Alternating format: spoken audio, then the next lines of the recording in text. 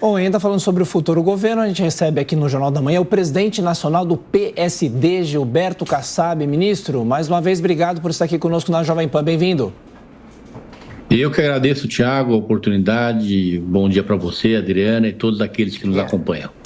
Ministro, antes de falar sobre a composição do novo governo, se o PSD pode ou não embarcar no futuro governo, eu pergunto essas manifestações pelo país. Que leitura que o senhor faz disso? São manifestações que contestam o resultado das urnas? De que forma devemos analisar esses protestos?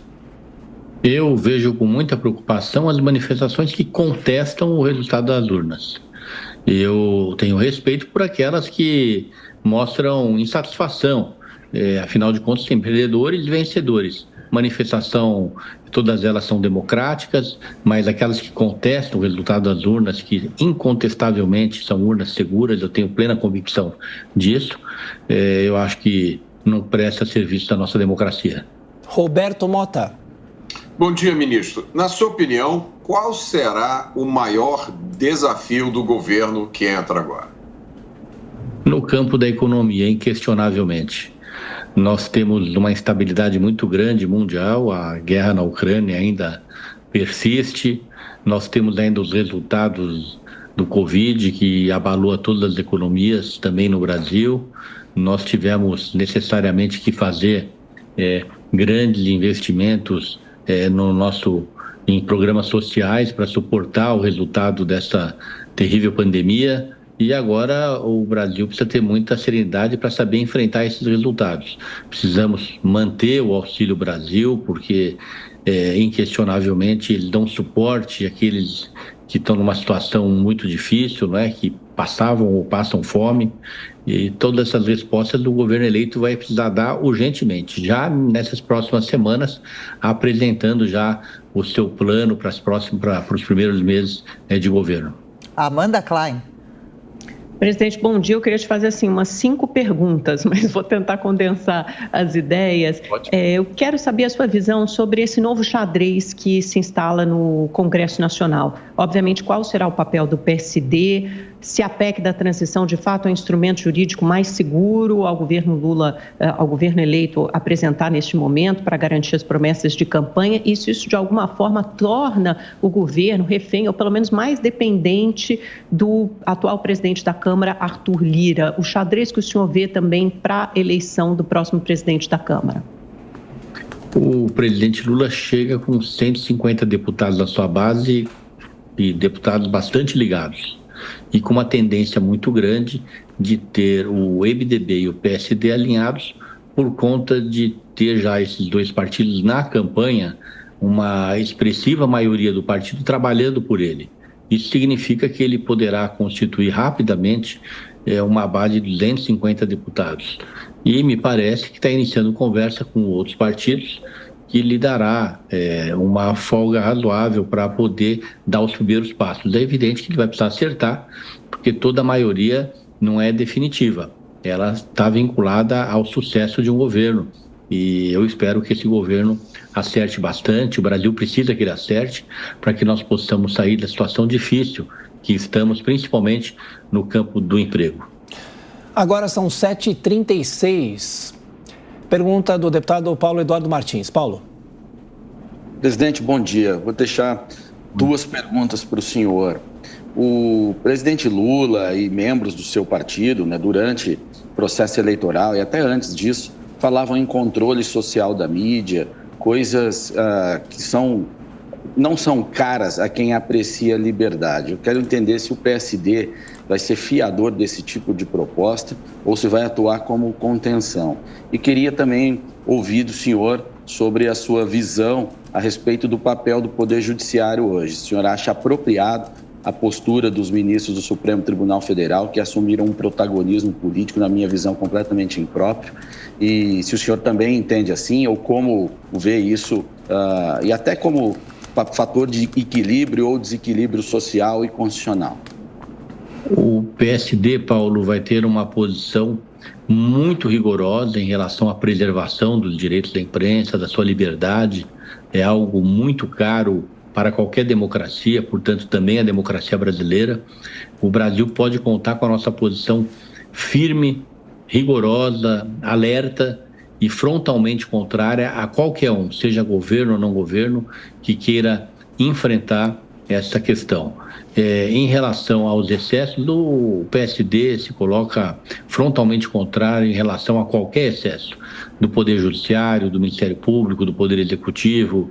É evidente que existem instrumentos para combater esse excesso, que é a fiscalização em especial do Poder Legislativo e dos meios de comunicação.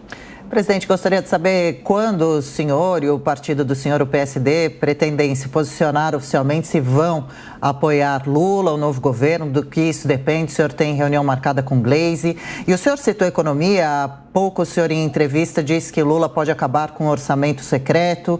De qual forma isso se daria? Quais são os prejuízos dessa falta de controle da distribuição do dinheiro? Bom, em primeiro lugar, registrar minha posição pessoal, que foi de neutralidade nas eleições, e do meu partido também. E por ser presidente do partido, eu fiquei também numa rigorosa neutralidade. Eu não participei de nenhuma reunião que definiu o programa de governo do presidente Lula. Posso afirmar que tenho dito em caráter pessoal que eu acho que pertence ao executivo as iniciativas das emendas. Eu sempre fui um crítico de emendas vindas do Legislativo, sejam positivas ou não. Eu acredito que o parlamentar que é oposição, cabe a ele fiscalizar, cabe a ele denunciar, cabe a ele usar a tribuna para propor alternativas. E o parlamentar que é governo, cabe a ele procurar o governo e propor iniciativas, propor investimentos, propor programas e que serão possivelmente aceitos pelo governo. Então, eu tenho uma posição, pessoal. Quando eu disse o governo do presidente Lula, eu disse que eu imagino que ele vai acabar por suas declarações públicas, ou vai tentar acabar. E se tentar acabar, vai contar, do ponto de vista pessoal, o meu apoio. Aqui com o ex-ministro Gilberto Kassab, no Jornal da Manhã, falando sobre a transição de governo e também o futuro governo. Ministro, uma pergunta em relação às promessas de campanha que o PT fez. A gente agora há pouco falava sobre a correção da tabela do imposto de renda. Ao que tudo indica, isso não será acrescentado ao orçamento agora. O senhor acha que o governo começaria enfraquecido se isso não estiver na pauta já para o ano que vem? Tiago, todo governo no seu início conta com a boa vontade de todos, inclusive daqueles que foram vencidos. O governo nem se iniciou. O presidente Lula, pelo que eu percebi e acompanhei através da imprensa, tirou uns dias de descanso. Vamos aguardar a sua manifestação em relação ao que vai fazer, não apenas em relação a esse tema, em relação a outros temas. Eu imagino, eu tenho já algum tempo de experiência, participei de várias eleições, acompanhei vários inícios de governos eleitos e eu concordo com vocês que é um desgaste muito grande desde o início você não deixar claro quais são as perspectivas de implantação das suas promessas, dos seus compromissos de campanha. Então, eu ainda não vou me colocar entre aqueles que vai fazer críticas em relação a promessas, porque o governo nem se iniciou. E vamos aguardar alguns dias, algumas semanas, para que a gente possa apreciar o cronograma que será apresentado de transformações que o PT quer fazer no país, para daí sim me manifestar, criticando ou aplaudindo. Mota. Ministro, o senhor acredita num rearranjo do quadro partidário a partir do próximo ano? Acredito sim.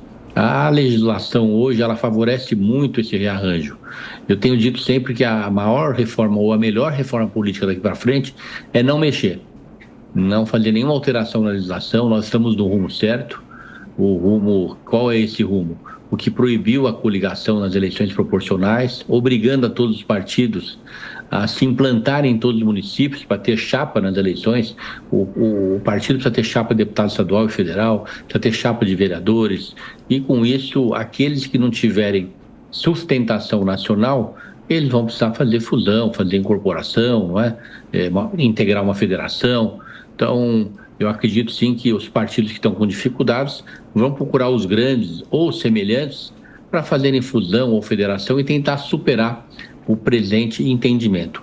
Algo me diz, um pouco da análise dos dados, dos resultados que eu tenho feito, que nós temos grandes chances, felizmente, de chegar em 2030 com 7, 8 partidos no máximo. o que será extremamente saudável para a nossa democracia. 7, 8 partidos vai fazer com que cada partido tenha uma nitidez ideológica. Nós não temos no mundo mais do que 7, 8 ideologias para serem representadas através de partidos. Isso vai criar a identidade do eleitor com os partidos, isso vai fazer com que os candidatos procurem os partidos que eles tenham a identidade com o seu programa, com a sua ideologia, e com isso o eleitor vai ter muito mais segurança de votar e vai acertar muito mais no seu voto. Amanda? Presidente, na sua opinião, estritamente pessoal, pela sua experiência política, qual seria o caminho mais rápido para o governo eleito atingir a maioria parlamentar? Seria compondo com Arthur Lira, com o atual presidente da Câmara, ou então tentar construir essa maioria com apoio de União Brasil, PSD, MDB, PSDB e outros partidos? E o PSDB tende a apoiar a reeleição de Lira ou estaria aberto a apoiar outra candidatura? O PSD apoiou, evidentemente, a eleição do Rodrigo Pacheco, não é? E está colocando como condicionante em qualquer entendimento com o governo a boa relação, a reciprocidade de apoio aos nossos governos municipais e estaduais, e também a recondução do Rodrigo Pacheco. E o PSD também apoiou a eleição do Arthur Lira. Nós estamos dando um voto de confiança para Arthur Lira, evidentemente aguardando a sua manifestação, as suas propostas, mas acredito, um pouco de experiência que tenho, que é bem possível que o governo chegue no entendimento com Arthur Lira e coloque para ele uma série de premissas, né, que sejam atendidas para ser apoiado e, eventualmente, possa, sim, apoiar o Arthur Lira. Não posso falar pelo governo, pelo PT, mas a minha sensibilidade diz que essa possibilidade existe, sim. Deputado Paulo. Presidente, já que o senhor falou em sensibilidade, conforme a sua sensibilidade, o senhor já viu um governo se iniciar com tamanho desgaste, com tamanha tensão, como a gente vive hoje e que precede o início do governo Lula, e o que isso pode impactar e na formação de base e também na capacidade política desse governo realizar as reformas necessárias, se é que quer fazê-las? Essa sua observação é muito pertinente, Paulo. Ela reflete a divisão por que vive o Brasil. O Brasil não teve condições de fugir dessa polarização. Tanto é que os dois candidatos tiveram em torno de 50% dos votos. Isso mostra que os dois são extremamente representativos. Isso mostra que o Lula tinha legitimidade para ser eleito presidente da República e o Bolsonaro também tinha legitimidade. Portanto, essa tensão, ela é compreensível no momento em que todos nós concluímos que o país está dividido. E eu espero, como esperaria também se o Bolsonaro vencesse, que o vencedor, ao tomar posse, tenha iniciativas que acalmem o país, não é? Que mostre que está aberto ao diálogo, que mostre que tem propostas de unir o país, deixando esses embates para as próximas eleições, porque é o correto em qualquer democracia. O vencido fiscaliza, o vencedor é generoso, abre os braços, procura governar para todo o país e, com isso, com união, com diálogo, superar os grandes desafios que temos pela frente. E para encerrar, qual o senhor acha que deve ser a participação de Jair Bolsonaro daqui até o fim do ano no cenário político e nos próximos 4 anos também? Eu acredito que ele deva fazer o que ele fez, iniciou a transição, não é?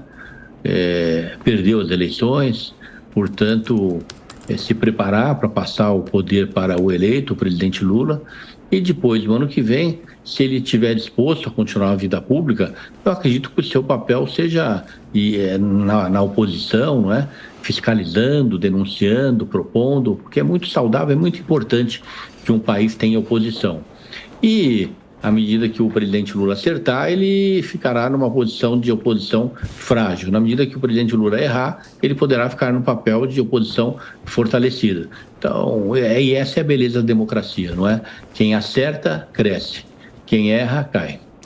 Ex-ministro, presidente nacional do PSD, Gilberto Kassab. Muito obrigado mais uma vez pela gentileza, pela atenção. Boa semana.